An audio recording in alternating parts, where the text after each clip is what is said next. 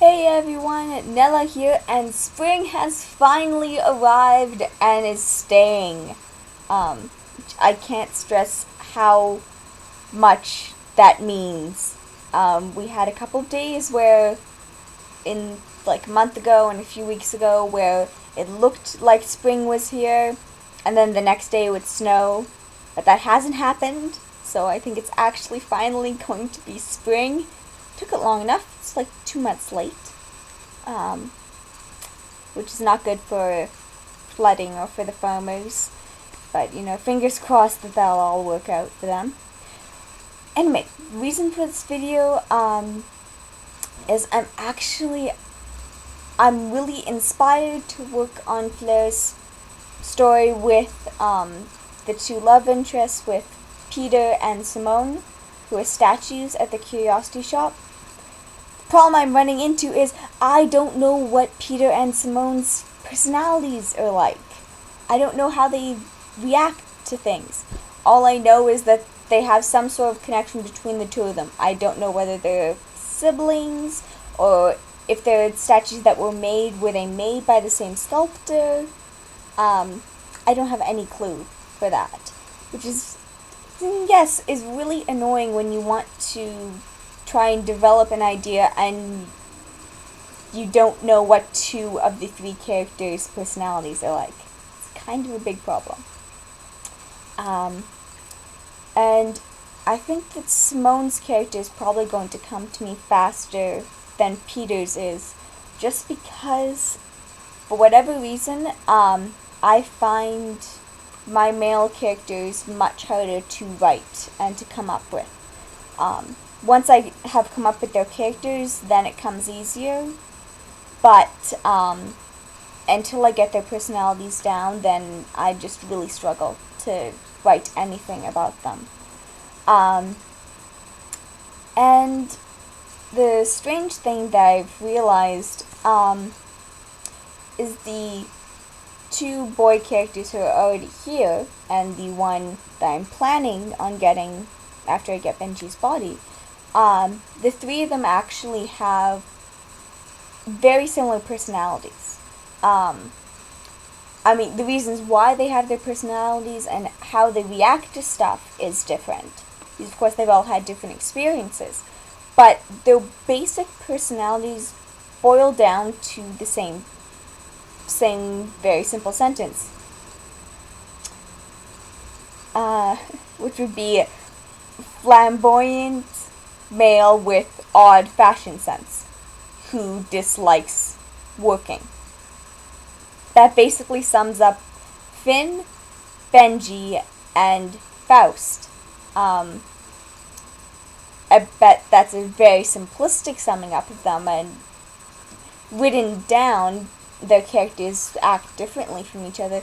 But the basics, which I usually start off with, because I usually start off with that really basic one sentence idea and then add on everything else. And I kind of find it strange that, the ones that I actually have as dolls all have that personality. Because I do have characters that don't have that personality. I have guy characters that aren't like that. Namely Fusio and Lorak. I should say notably Fusio and Lorak. Both of whom have been subjects of their own videos, so the links will be in the description. But looking back on it, I always struggled with male characters. Usually what happened with my male characters is they would be non-entities, or I would write them and I could just... Basically, I took a female character and just switched the gender. Which might seem odd because usually people comment, if they write guy characters and they just change it to a girl. Most of my stuff, my default characters that I write are all girls. And the world they inhabited are girls.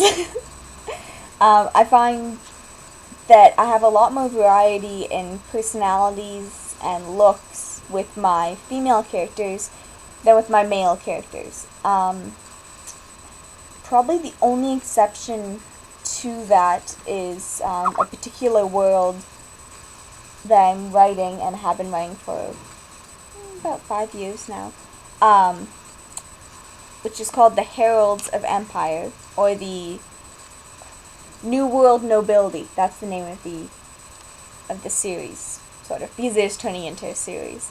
That's the only one where the males and females are more or less balanced out, with the male characters still having defined personalities as well as defined looks that are quite distinct from each other. But even in that one, I have a flamboyant male character who likes color and has an odd fashion sense.